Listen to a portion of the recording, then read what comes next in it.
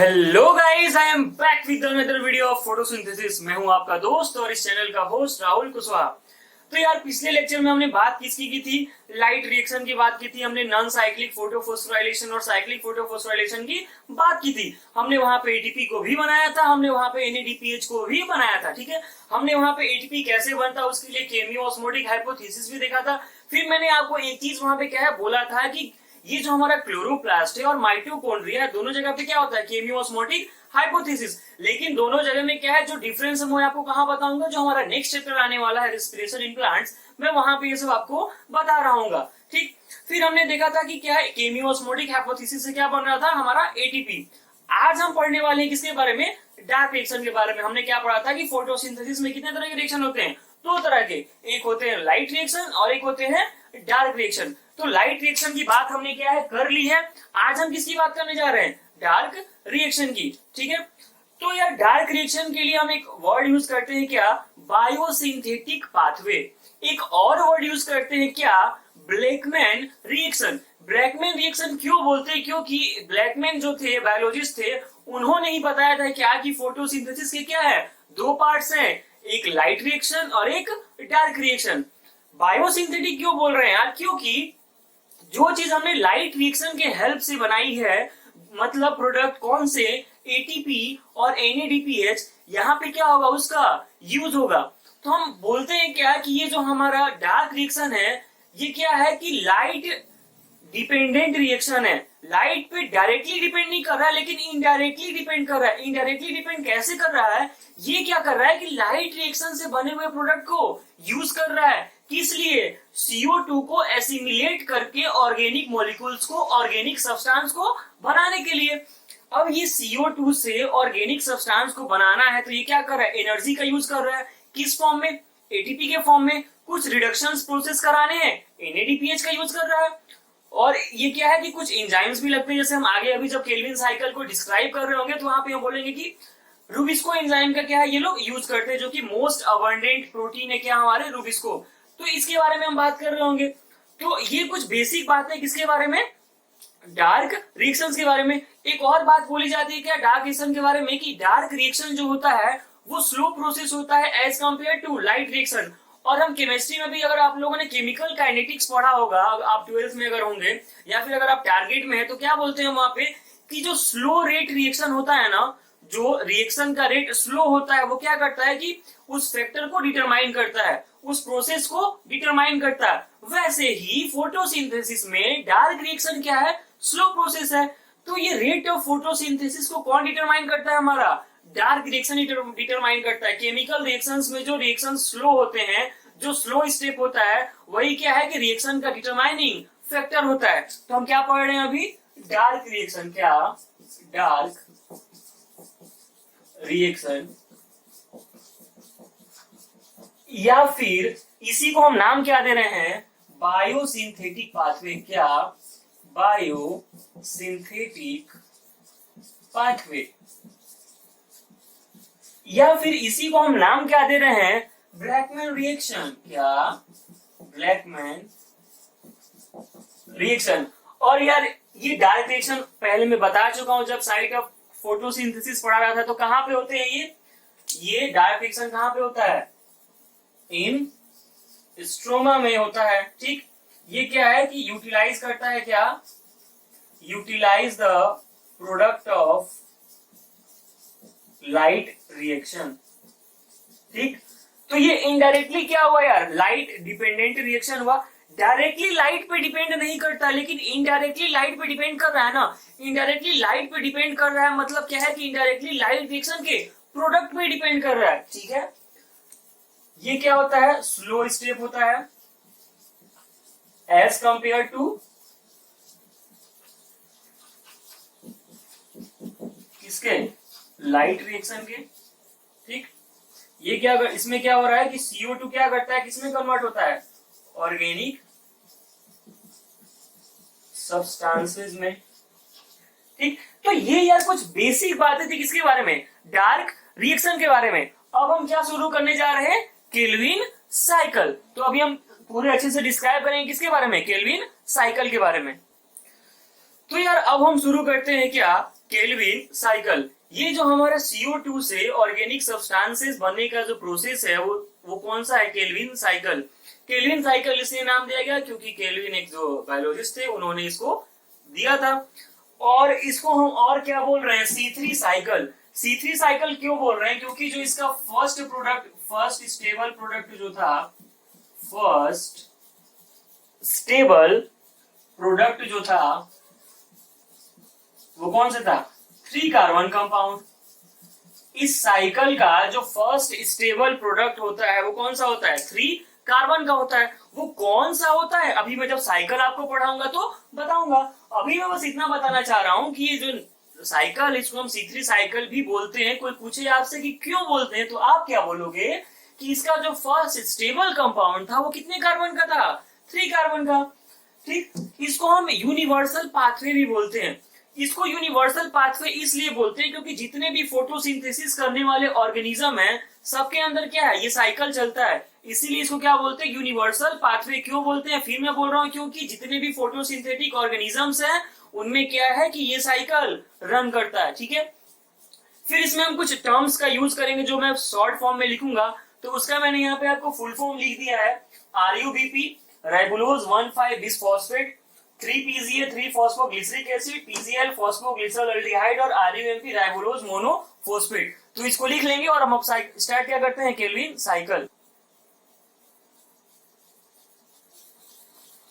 क्या Calvin cycle का हम अब देखते हैं कि कैसे शुरू होता है। तो ये जो केल्विन साइकिल है इसमें क्या होता है कि सबसे पहले एक 5 कार्बन कंपाउंड RUBP क्या करता है कि एटमॉस्फेयर से CO2 लेता है। क्या करता है, एटमॉस्फेयर से CO2 लेता है और अपने आप को कन्वर्ट करता है किसमें, एक प्रोडक्ट है 1,3, किसमें, इसको 1,3 बोल सकते हो या फिर आप ऐसे बोल सकते हो क्या, 1,3 बाइफॉस्फोग्लिसरेट। इसमें कन्वर्ट कर देता है अपने आप को 1,3 बाइफॉस्फोग्लिसरेट। तो क्या बना यार, 1,3 बाइफॉस्फोग्लिसरिक एसिड। RUBP क्या किया कि एटमॉस्फेयर से CO2 लिया। यहाँ पे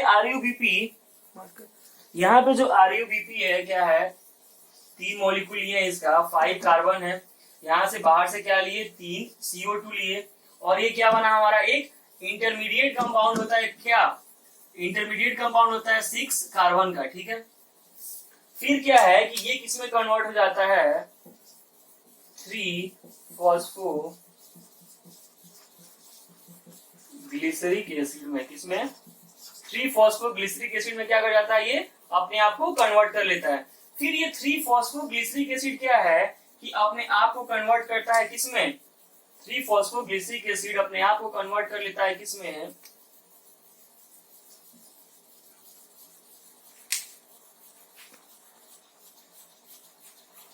किसमें, 1,3 बाइफॉस्फोग्लिसरेट में। किसमें, 1,3 बाइफॉस्फोग्लिसरेट में। क्या हुआ, RUBP 5 कार्बन कंपाउंड, 3 मॉलिक्यूल हम लिए, फिर 3 मॉलिक्यूल क्या है, CO2 का लिए, कहां से, एटमॉस्फेयर से। ये अपने आप को एक इंटरमीडिएट कंपाउंड बनाया। ये क्या है, इंटरमीडिएट कंपाउंड है, इंटरमीडिएट। और उससे क्या बना हमारा, 3 फॉस्फोग्लिसरिक एसिड। क्या बना, 3 फॉस्फोग्लिसरिक एसिड। ये 3 फॉस्फोग्लिसरिक, ये क्या है ना कि जो 6 कार्बन अनस्टेबल कंपाउंड है ये ब्रेक करके क्या करता है कि 2 मॉलिक्यूल किसका बनाता है, 3 फॉस्फोग्लिसरिक एसिड का। मतलब क्या हुआ कि यहाँ पे कार्बन कितने हो जाएंगे, 6। एक फॉस्फोग्लिसरिक एसिड कितने का होता है, 3 कार्बन का। ये कौन से कार्बन का कंपाउंड है, 3 कार्बन का। इसलिए हम C3 साइकिल इसका नाम क्यों दिए थे यार, क्या आप बोले थे कि इसमें जो हमारा फर्स्ट स्टेबल कंपाउंड बनता है वो कौन सा बनता है, 3 कार्बन का। और वो कौन है, 3 फॉस्फोग्लिसरिक एसिड। पहले क्या बना, RUBP से 6 कार्बन का एक इंटरमीडिएट कंपाउंड जो कि अनस्टेबल था और अपने आप को क्या कर लिया, ब्रेक कर लिया। ब्रेक करके क्या बनाया, 3 कार्बन का एक 3 फॉस्फोग्लिसरिक एसिड। ठीक है, फिर इस 3 फॉस्फोग्लिसरिक एसिड से कितना क्या बन रहा है, 1,3 बाइफॉस्फोग्लिसरेट बन रहा है। कैसे, क्या यूज करके बन रहा है, 6 ATP। कौन, कितना ATP, 6 ATP यूज करके क्या बन रहा है, ADP प्लस पीआई, ठीक है, कितना 6, ठीक। क्या बन गया हमारा 1,3 बाई फॉस्फोग्लिसरेट। फिर इससे आगे क्या बनता है हमारा PgAl, ठीक।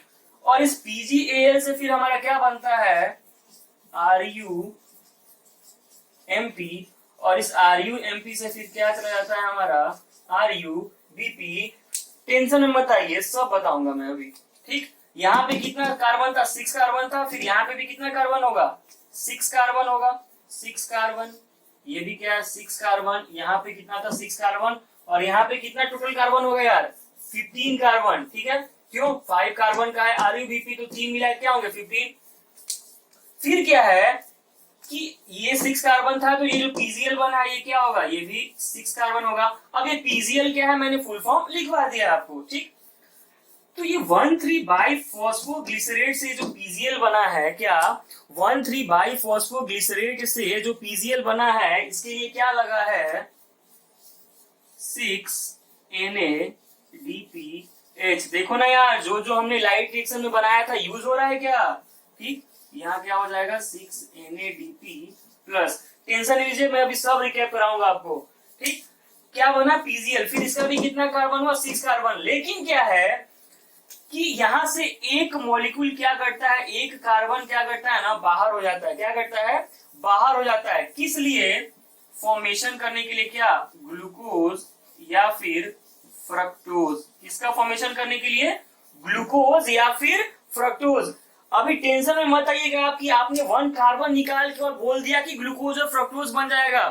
रुकिए रुकिए, मैं बता रहा हूं आपको क्या हुआ कि ये 6 कार्बन था, यहां से एक कार्बन निकल गया, बचा कितना 5 कार्बन। फिर इस PgL से क्या बनता है RuMP, कितने कार्बन का 5 कार्बन का, कितने कार्बन का 5 कार्बन का। और इस 5 कार्बन से ये RuBp बनता है, क्या बनता है 5 कार्बन से RuBp बनता है। यहाँ पे भी कितना ATP लगता है 3 ATP, कितना ATP 3 ATP, कितना 3 ATP से क्या बन गया हमारा ADP। एक बार फिर से RuBp ने क्या किया कि एटमॉस्फेयर से CO2 को लिया, CO2 लेने के बाद क्या किया कि ये जो प्रोसेस हो रहा है ना, ये प्रोसेस किसके प्रेजेंस में होता है रूबिस्को के, किसके प्रेजेंस में रूबिस्को के। इसके बारे में मैं अभी डिटेल बताऊंगा आपको। तो क्या हुआ कि इंटरमीडिएट कंपाउंड बना जो कि अनस्टेबल था, तो टूट के क्या है कि 2 मॉलिक्यूल किसका बनाया 3 फॉस्फोग्लिसरिक एसिड का, ठीक। तो यहाँ कितने कार्बन है 6 कार्बन है, तो 6 कार्बन है, तो उनको 1,3 बाई फॉस्फोग्लिसरेट में करने के लिए कितना एटीपी चाहिए 6 एटीपी मैंने दिया। फिर क्या बना हमारा ये, फिर इससे हमें PgL बनाने के लिए क्या देना पड़ा 6NaDPH। यहाँ तक ठीक था 6 कार्बन तक। यहाँ से क्या हुआ कि एक कार्बन बाहर निकल के चला गया, किस लिए ग्लूकोज और फ्रक्टोज को बनाने के लिए। फिर इसे हमारा क्या बना RuMP, और RuMP से ATP लेके किसका रिजनरेशन हुआ। तो ये जो पीरियड है ये कौन सा पीरियड है रीजनरेशन पीरियड, कौन सा पीरियड रीजनरेशन का पीरियड। और ये जो पीरियड है ये पीरियड ये क्या है कार्बन फिक्सेशन पीरियड, कौन सा कार्बन फिक्सेशन पीरियड, या फिर इसको भी एक वर्ड बोलते हैं क्या कार्बोक्सिलेशन, क्या कार्बोक्सिलेशन। और ये जो पीरियड है हमारा ये किसका पीरियड है रिडक्शन का, किसका रिडक्शन का, और ये रिजनरेशन का। तो क्या दिखा यार हमें कि केल्विन साइकिल में कितने स्टेज होते हैं 3 स्टेज। पहला स्टेज क्या होता है कार्बन का फिक्सेशन, जिसको हम क्या बोल रहे हैं कार्बोक्सिलेशन। दूसरा हमारा क्या है रिडक्शन, और तीसरा हमारा क्या है रीजनरेशन ऑफ RuBp। क्योंकि इस पूरे साइकिल को चलने के लिए इसका रीजनरेट होना क्या है बहुत ही इंपॉर्टेंट है। तो ये अगर आपको अभी तक अच्छे से समझ में नहीं आया होगा तो मैं अभी क्या करने वाला हूँ कि हर एक प्रोसेस के बारे में इंडिविजुअली क्या करने वाला हूँ बात करने वाला हूँ। हर एक प्रोसेस के बारे में बात करने वाला हूँ, मतलब क्या है कि मैं पहले कार्बोक्सिलेशन के बारे में बात करूंगा, फिर रिडक्शन के बारे में बात करूंगा, फिर रीजनरेशन के बारे में बात करूंगा। देखो यार ये साइकिल इतना ही नहीं होता है, इसके बीच में बहुत सारे स्टेप होते हैं, इसके बीच में बहुत सारे स्टेप होते हैं, लेकिन हमें उसका कोई काम अभी नहीं है। हमारे सिलेबस में क्या है कि बस इतना ही जानना हमें कि साइकिल आखिर क्या होता है। मेन चीज क्या है ना कि हमें ये पता होना चाहिए कितना ATP यूज हो रहा है, कितना NADPH यूज हो रहा है, क्या बन रहा है, कितना मॉलिक्यूल बन रहा है, ठीक है। और ये बस कुछ प्रोसेस की रिजनरेशन कहाँ पे होता है, रिडक्शन कहाँ पे होता है और कार्बोक्सिलेशन कहाँ पे होता है। तो अब हम क्या है कि एक एक प्रोसेस के बारे में इंडिविजुअली बात करेंगे। तो आओ यार पहला स्टेप देखते हैं हम। क्या पहला स्टेप हमारा क्या है कि कार्बोक्सिलेशन, मतलब ये क्या है, कार्बन का फिक्सेशन। क्या, कार्बन का फिक्सेशन।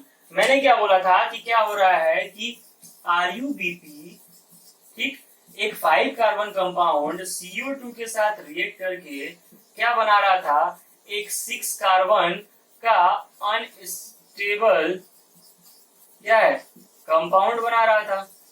और ये अनस्टेबल कंपाउंड क्या है कि ब्रेक करके क्या बना रहा था, 2 मॉलिक्यूल ऑफ क्या है, एक 3 कार्बन का स्टेबल कंपाउंड। इसलिए हमने क्या है, नाम क्या दिया इस साइकिल का, C3 साइकिल, ठीक है। ये स्टेबल कंपाउंड का नाम पता है ना आप लोग को, दिखाया मैंने। अब क्या है कि ये किसके प्रेजेंस में हो रहा है, रूबिस्को के, किसके प्रेजेंस में, रूबिस्को एंजाइम के प्रेजेंस में। ये जो रूबिस्को एंजाइम है ये क्या है, मोस्ट अबंडेंट ऑन अर्थ। क्या, मोस्ट अबंडेंट ऑन अर्थ। ये एंजाइम क्या है कि मोस्ट अबंडेंट एंजाइम क्या है हमारे अर्थ पे है, ठीक है। कौन सा, रूबिस्को, ठीक। ये रूबिस्को प्रेजेंट कहां है भाई, ये कहां प्रेजेंट है, in the stroma of chloroplast. Rubisco क्या है कि ये कार्बोक्सिलेशन एक्टिविटी भी शो करता है और ऑक्सीजनेशन एक्टिविटी भी शो करता है। कार्बोक्सिलेशन एक्टिविटी शो करने का मतलब क्या है कि ये कार्बन को भी फिक्स करता है, और ऑक्सीजनेशन कहने का मतलब क्या है कि ये ऑक्सीजन का भी फिक्सेशन करता है। लेकिन ये जो रूबिस्को है इस पे जो बाइंडिंग साइट है वो क्या है, एक ही है। मतलब कि एक बार में या तो ऑक्सीजनेशन हो सकता है या फिर कार्बोक्सिलेशन हो सकता है। ये एक बार में दोनों का फिक्सेशन नहीं करेगा, इसलिए जिसका अमाउंट ज्यादा होगा उसी का ये क्या करेगा, फिक्सेशन करेगा। जब CO2 का अमाउंट ज्यादा होगा तो CO2 का फिक्सेशन करेगा, हम बोलेंगे कार्बोक्सिलेशन हो रहा है। जब O2 का कंसंट्रेशन ज्यादा होगा तो ये क्या करेगा, ऑक्सीजनेशन करेगा, और हम क्या बोल रहे हैं कि ऑक्सीजनेशन कर रहा है, ठीक। तो ये किसकी बातें थी यार, रूबिस्को की। और मैग्नीशियम आयन इज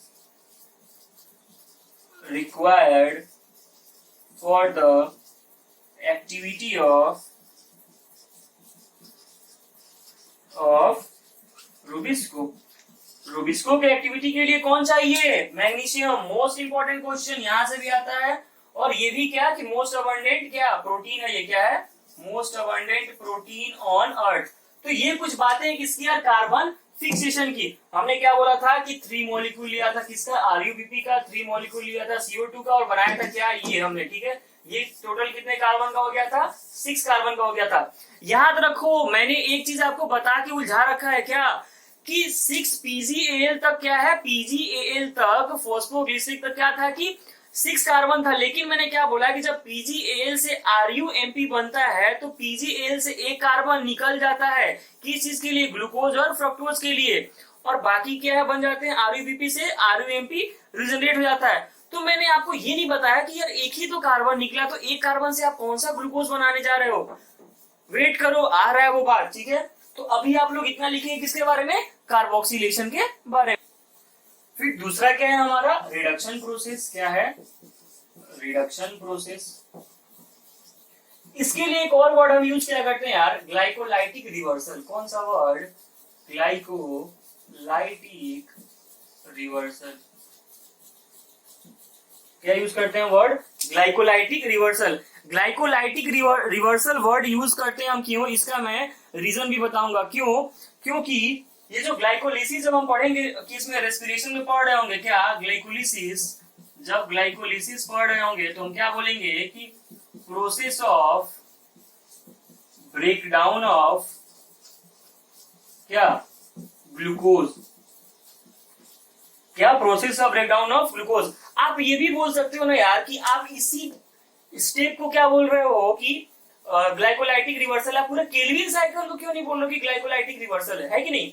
क्या है कि इसी प्रोसेस, ये रिडक्शन प्रोसेस में ही क्या बन रहा है हमारा केल्विन, सॉरी इस रिडक्शन प्रोसेस में ही क्या बन रहा है हमारा शुगर, शुगर बोले तो ग्लूकोज। तो किस, मान लो ये प्रोसेस कहां से चालू हो रहा है, 3PGA से,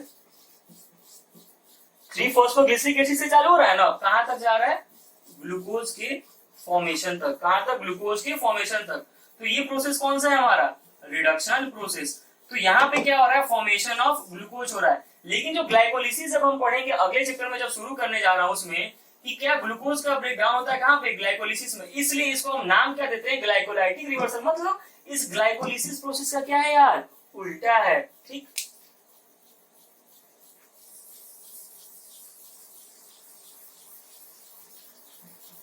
तो हमने क्या देखा था, हमने क्या देखा था कि इस प्रोसेस में क्या हो रहा था कि जो 3PGA था पहले कन्वर्ट किसमें होगा, 1,3-बाई-फॉस्फोग्लिसरेट में। ठीक है, 1,3-बाई-फॉस्फोग्लिसरेट में कन्वर्ट हुआ। फिर यहां से कन्वर्ट किसमें हुआ, वो PGAL में। किसमें कन्वर्ट हुआ, PGAL में। तो ये प्रोसेस जो था 3PGA से 1,3-बाई-PGA बनने का, इसमें क्या लगा था, ATP। और इस प्रोसेस में क्या लगा था, NADPH लगा था ना। यही प्रोसेस क्या था, रिडक्शन था। तो ये क्या हो रहा है कि ATP क्या होता है, फॉस्फोराइलेशन होता है। मतलब क्या होता है कि फॉस्फेट ग्रुप से क्या करते हैं, उसका फॉस्फोराइलेशन करते हैं। तो क्या हुआ कि 3-फॉस्फोग्लिसरेट से क्या बना, 1,3-बाई-फॉस्फोग्लिसरेट। फिर उससे क्या बना हमारा, फॉस्फोग्लिसरिक एसिड बना। ठीक, फिर यहां से क्या हो गया था हमारा कि एक कार्बन निकल के चला गया था किसके लिए, ग्लूकोज फॉर्मेशन के लिए। और बाकी कहां चले गए थे, RUMP और फर्दर RUBP का रिजनरेशन कराने के लिए। ठीक, तो ये प्रोसेस क्या था हमारा, रिडक्शन का प्रोसेस था। ठीक है, तो इसमें बस इतना ही है, आपको बाकी सब मैंने साइकिल में बता रखा है। अब देखते हैं क्या हमारा जो थर्ड स्टेप है, क्या, रीजनरेशन। देखो यार केल्विन साइकिल बस लगता है कि बहुत हार्ड है, ये है वो, कुछ नहीं है, बस सिंपल सा। देखो इस साइकिल से क्वेश्चन जो पूछा जाता है मैंने आपको साइकिल में बता दिया है। जो अब मेन बात है ना कि कितना ATP लगा, कितना बार ये केल्विन साइकिल चलेगा, कितना NADPH लगेगा। तो ये जो रिजनरेशन, इसमें कुछ ज्यादा नहीं पढ़ना है। इसमें ये बस जानना है कि इसका रिजनरेशन क्यों हो रहा है।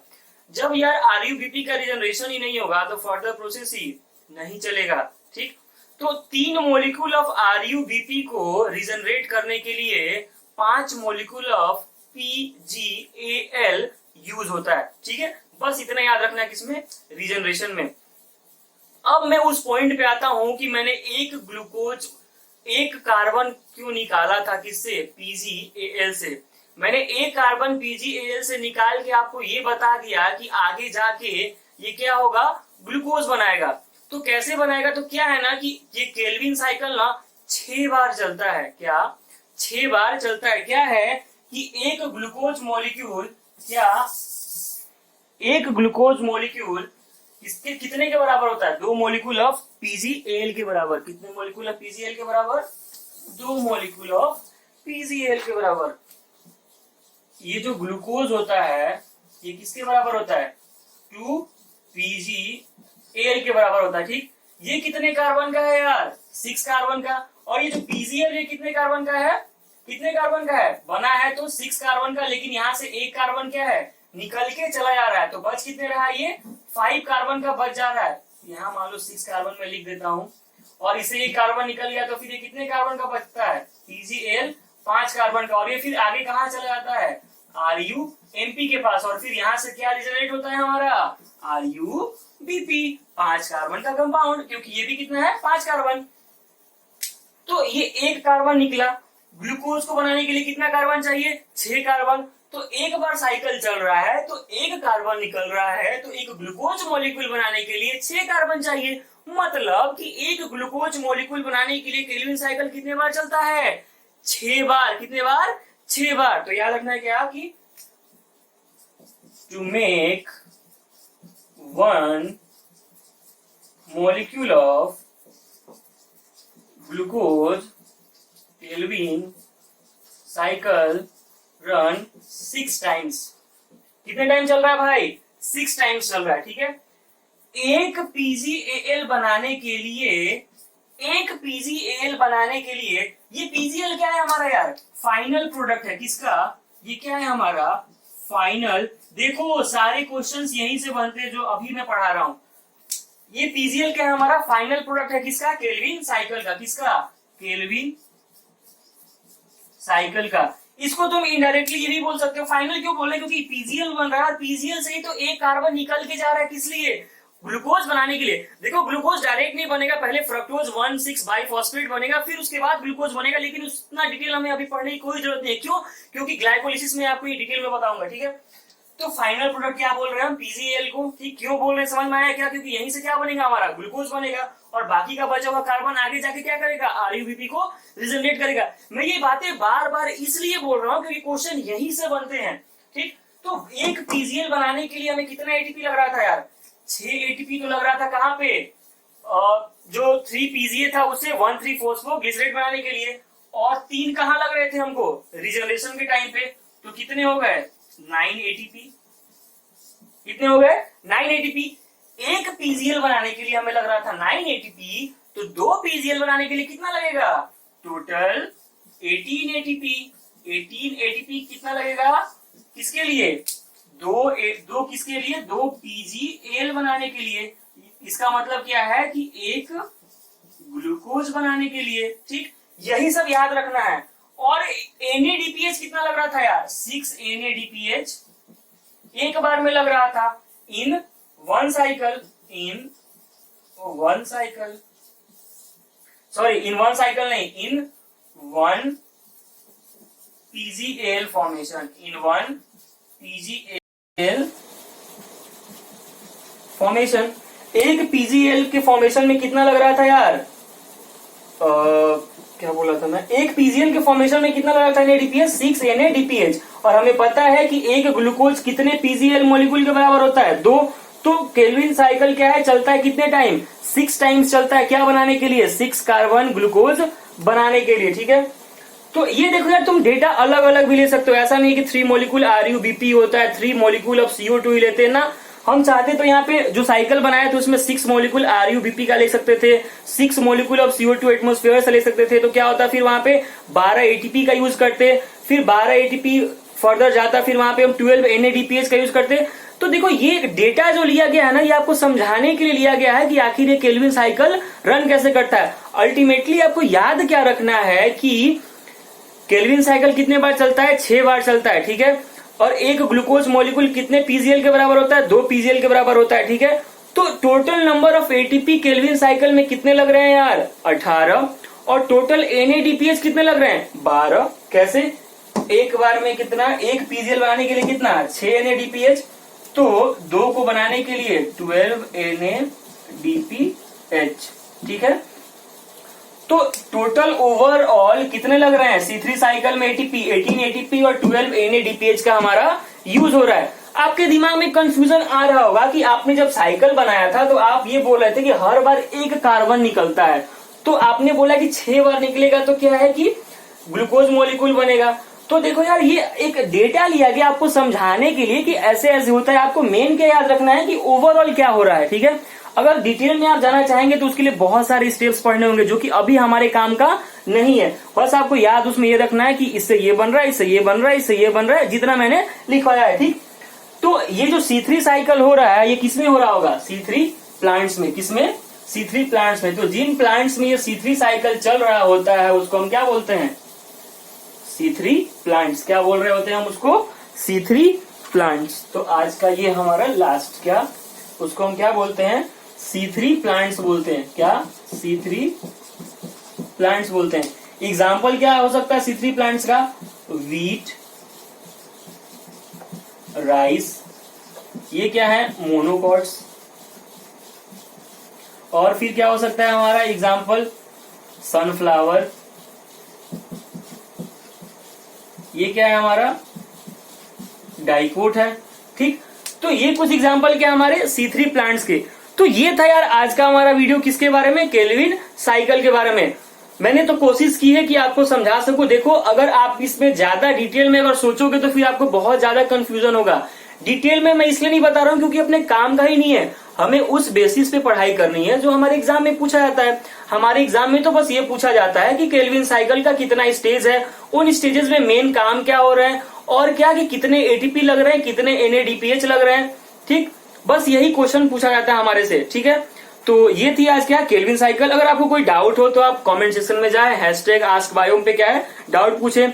अगले वीडियो में मिलते हैं किसके साथ, फोटो रेस्पिरेशन के साथ। तब तक के लिए ऑल द बेस्ट।